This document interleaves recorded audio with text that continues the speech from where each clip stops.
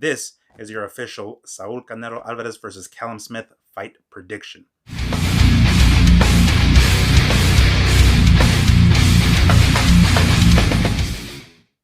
What is up, you guys? Fight Fiend Migs here, coming at you with a new video. As always, thanks for taking the time to stop by and checking it out.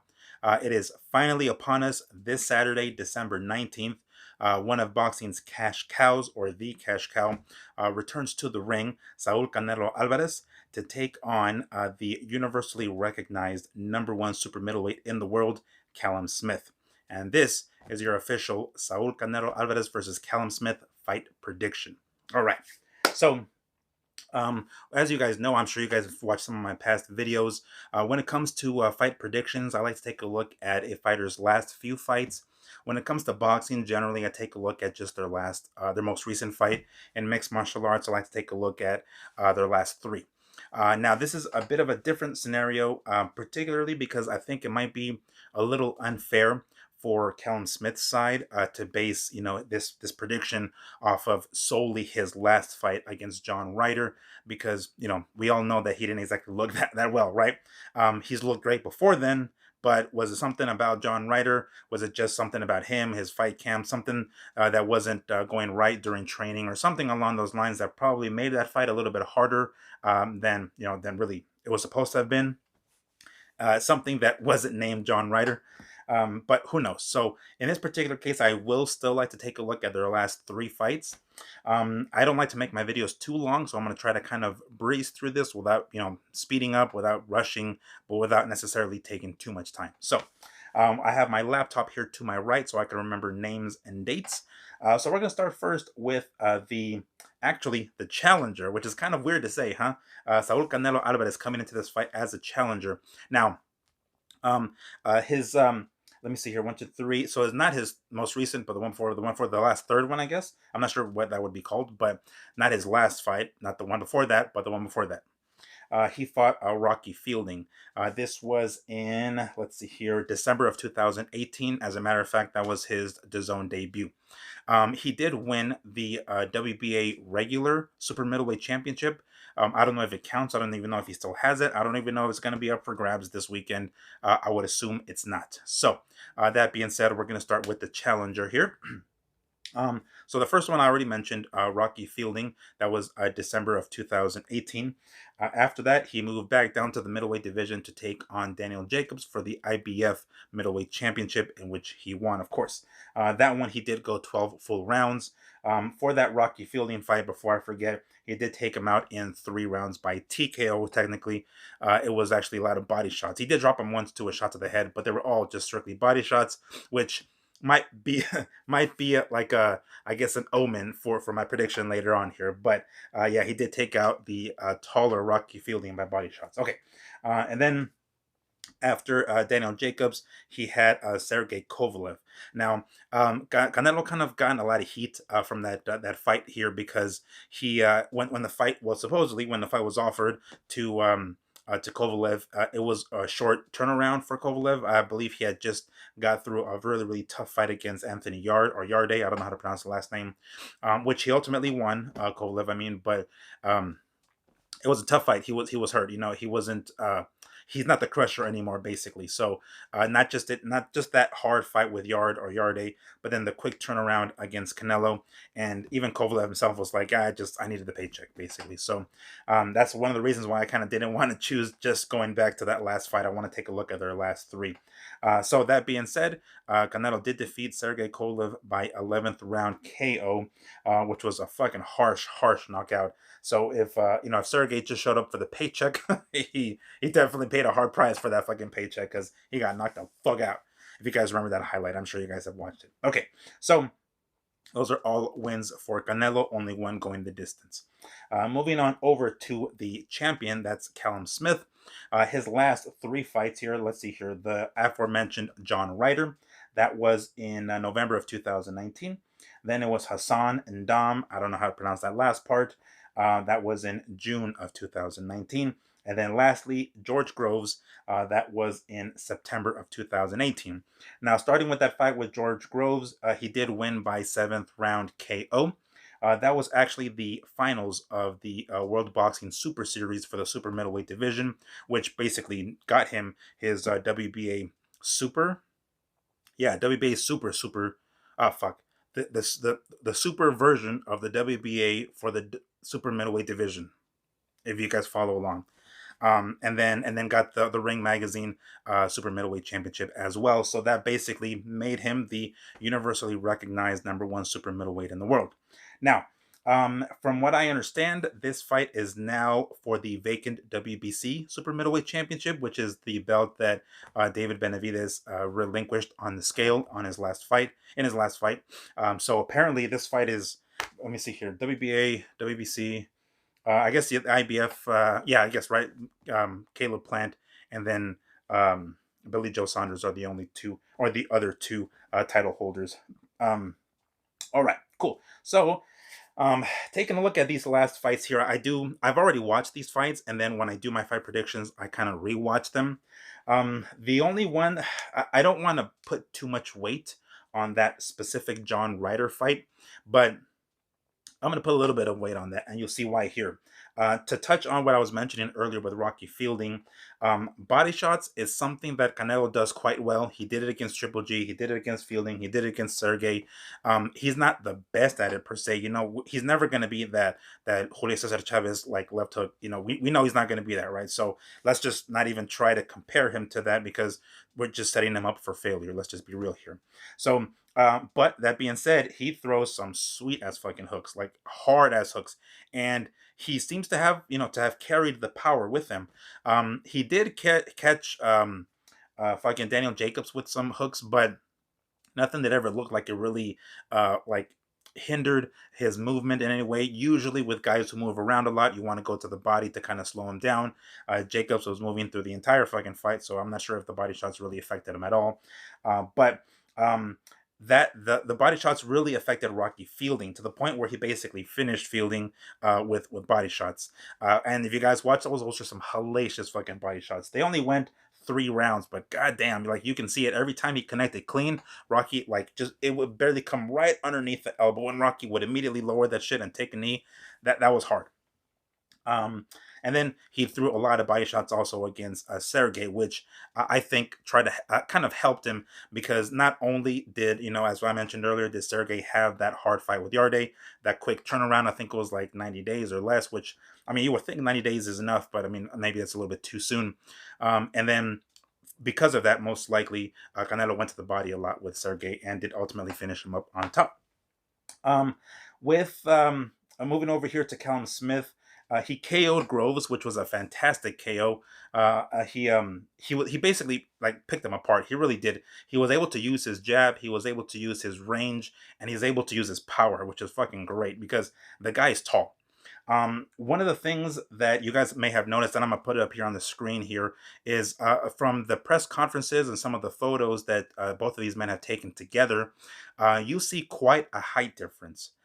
Supposedly, Canelo is listed at 5'9", and Callum Smith is listed at 6'3". So that's a 6-inch height difference. If you guys watch or take a look at some of these photos, it looks like Callum Smith's chin like clears Canelo's head. Like that's how fucking tall he is over him, which appears to be more than 6 inches. Honestly, maybe I'm wrong and my judgment is wrong because if you guys look at that photo, maybe it's just the angle. Maybe it's the fact that Callum is maybe closer to the camera lens than Canelo. I don't know what the fuck it is, but dude, he looks fucking huge. Like Callum looks like he's towering. I mean, towering over Canelo. Um, so Canelo is listed at 5'9", which actually happens to be the same height that John Ryder is listed at. If you guys take a look at their body composition, they're kind of similar. Um, I don't know. Like I said, I don't want to put too much weight on that John Ryder fight, but I can't overlook it because there is that saying in boxing: "You're only as good as your last fight," and it's definitely possible that Callum Smith had an off night. It may very well be possible, but that being said, John Ryder took advantage of that big time. Number one, Callum Smith wasn't able to really use his jab a lot. Anytime. Oh, by the way, Smith got cut with like a headbutt. I forgot what round it was, but I don't remember. Yeah, I think Ryder is southpaw, so they kind of like butted heads a couple of times, and one time in particular cut him open. I don't remember if Callum has been cut prior to that fight, but he dealt with the blood quite well. It wasn't that bad of a gash, and it wasn't that much blood. There was plenty, but like not that much to where he was kind of concerned with it. He really wasn't. Um, so he's pretty composed there, seeing his own blood. So yeah, so John Ryder, he's the same height as Canelo. He was able to get inside on Smith like a lot. He was able to push him up against the ropes. Well, I guess I really shouldn't say push. It almost as if Smith kind of just conceded and just let him come in. He wasn't using his jab. He wasn't really using his height. If you guys notice, a few times where they would engage, Smith seemed to kind of hunch over and just kind of like cover up, and just take the shots, making himself a shorter opponent. I don't know why. You would think a taller opponent would want to use his height. It's definitely a lot harder to punch up at a taller opponent. It'll wear out your fucking shoulders like a son of a bitch than it is to like punch down at an opponent, right? And you would think that would be to Callum Smith's benefit, but many times where John Ryder came in and started throwing body shots, and Smith just seemed to like kind of take them, right, but he would like hunch over, so he was a shorter opponent for him. And I was like, why is he looking that bad? Like, everybody can have an off night, but that looked bad. I don't want to use the word it exposed Smith, because ultimately he won. He won a unanimous decision. I don't know how the fuck that even. I mean, there was one judge that had it like 9 rounds to 3 for Smith. I don't know, but nonetheless, that I don't want to put too much weight on that fight, but there are too many similarities between Canelo and Ryder. I wouldn't be surprised if that's kind of like the plan that Canelo's going to take. He's going to take a lot of body shots. I mean, he's going to give a lot of body shots. I meant to say he's going to give a lot of body shots. Um, at first, I thought, before I rewatched this Ryder fight, I thought, you know what? I tried to somehow picture the fight and kind of imagine it in my head, and I would imagine, because because Callum is the larger opponent. I mean, he's natural. I think he's the natural super middleweight, right? He's kind of scrawny. I'm not scrawny, but he's thin, and Canelo's kind of short and stocky. And this is only the second time that Canelo's fought at super middleweight. And the one time that he moved up to light heavyweight, he had some problems with Kovalev. Ultimately, he won, of course, but it wasn't fucking easy. If you guys watched that post-fight press conference, Canelo's forehead was bruised up and whatnot and marked up from all the jabs that he was receiving from Kovalev, which, if Callum pays attention to, will help him tremendously, because not only was a jab very effective for Kovalev, but the jab was very effective for Triple G as well. If you guys watched that, Triple G was just jabbing the living fuck out of Canelo, which is, I mean, it's a very fundamental tool that oftentimes, specifically in MMA, is very underutilized. I feel that if Smith implements the jab here with his height and reach, it might even be an easier fight for him than we realize. But anyway, that being said, Canelo is going to have to get inside, right? He's going to have to throw body shots. When I imagine this fight, I first imagine Canelo sort of like the first Triple G fight. He's kind of not sure if he can take Smith's power, so he might backpedal quite a bit.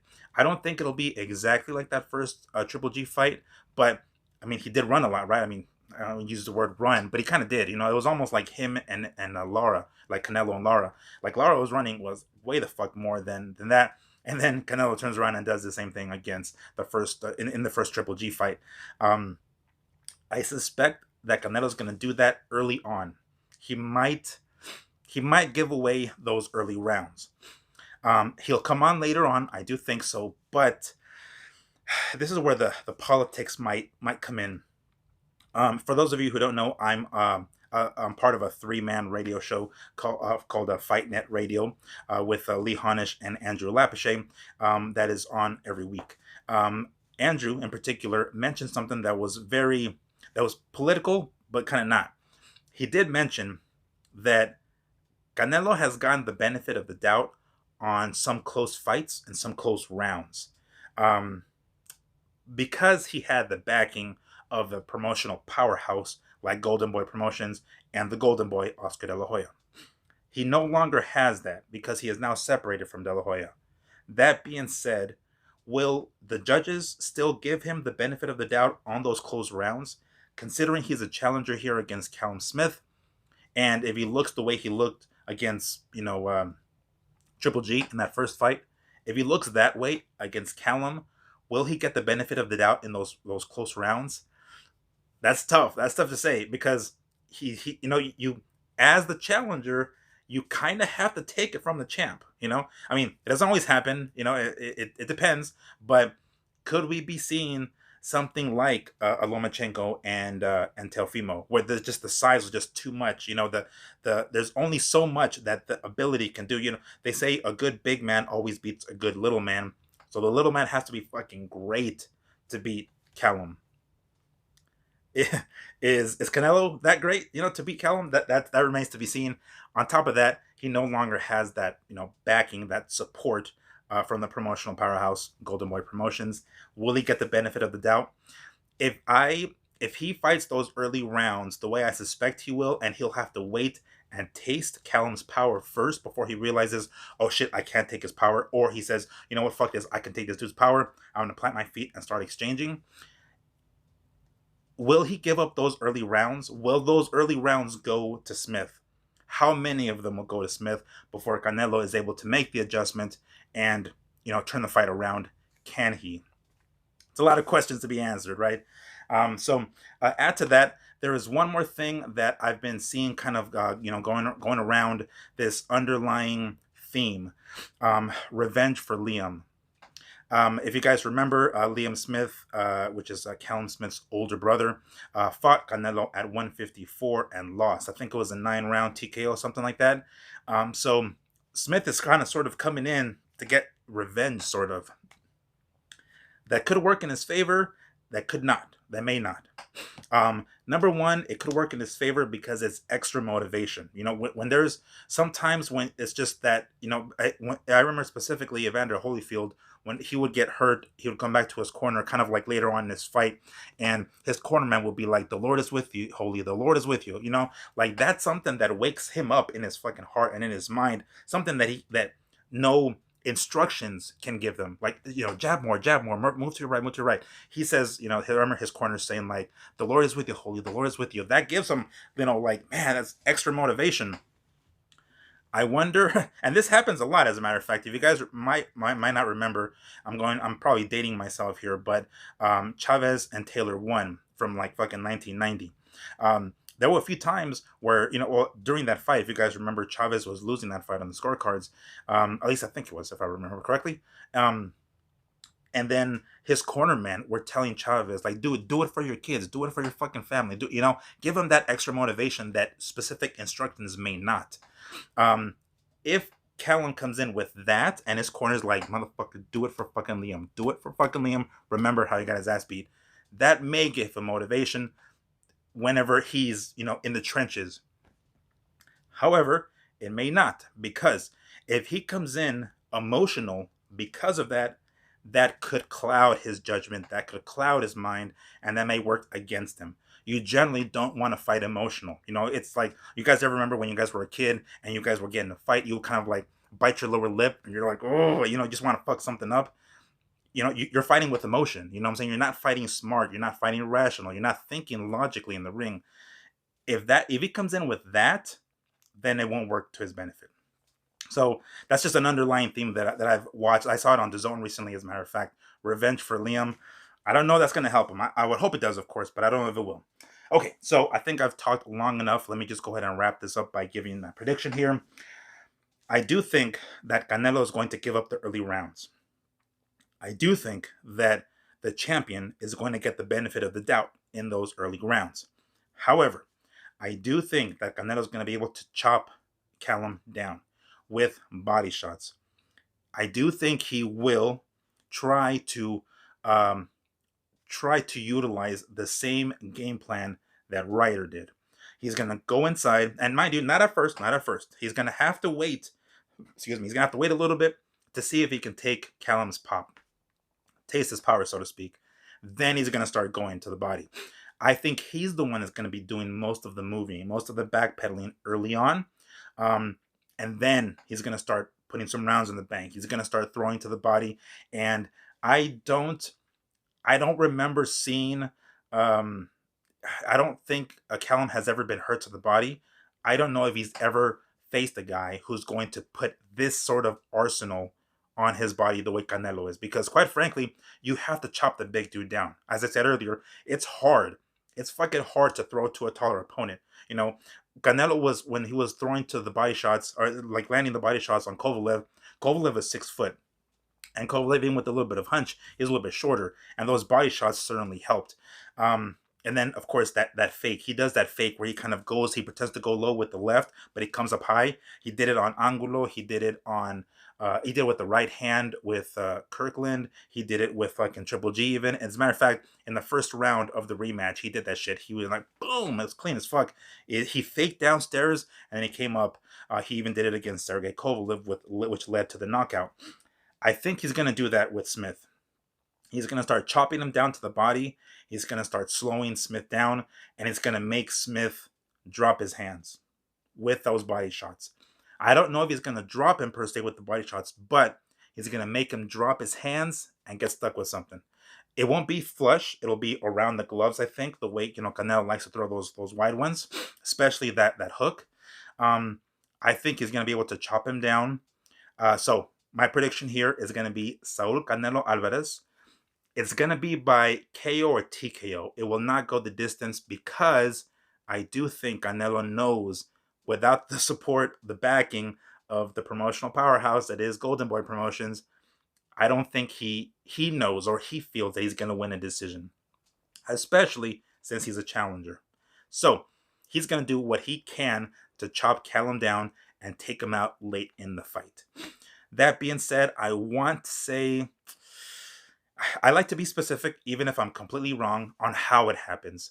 I want to be specific. So I'm going to go with Canelo by KO or TKO in the 10th round. It's going to be later in the fight. So I think it's going to be in the 10th round. He's going to start hammering to Smith's body around the 4th. Yeah, that gives him enough round to start wearing him down a little bit. So maybe earlier, but probably the 4th. That's enough, a few rounds, a few warm-up rounds, so he can start feeling Callum's power and then decide, what plan of action. I think he can take his pop too. Okay, so that's going to be my final prediction. Saul Canelo Alvarez is going to win by KO or TKO in the 10th round. He's going to soften him up to the body and then come up top and take him out the same way he did Kovalev. All right. So to wrap this video up, guys, I always want to sneak in freshcleantees.com. Make sure to check them out. If you happen to find anything you like, make sure to use the code MIGS15 at checkout and get 15% off of your total. Fuck yeah, you're welcome. All right, so to wrap things up, once more, I appreciate you guys checking out my videos. Don't forget to like, subscribe, share, comment, all that stuff. I always like hearing you guys' opinions. Let me know if you agree or disagree with my prediction. Who do you guys think is going to win? How? I love hearing that shit. So by all means, I love having these intellectual conversations, boxing conversations with legitimate boxing fans. So one more time, guys, thank you for checking out my video. We will see how this Saturday turns out. I will actually be traveling, but you best believe I'm going to have my fucking DAZN app on my cell phone, making sure that I catch that fight. We'll see how this weekend goes Saturday. I will see you guys next week. Thank you once more for watching, and you guys have yourselves a very, very good night. Peace.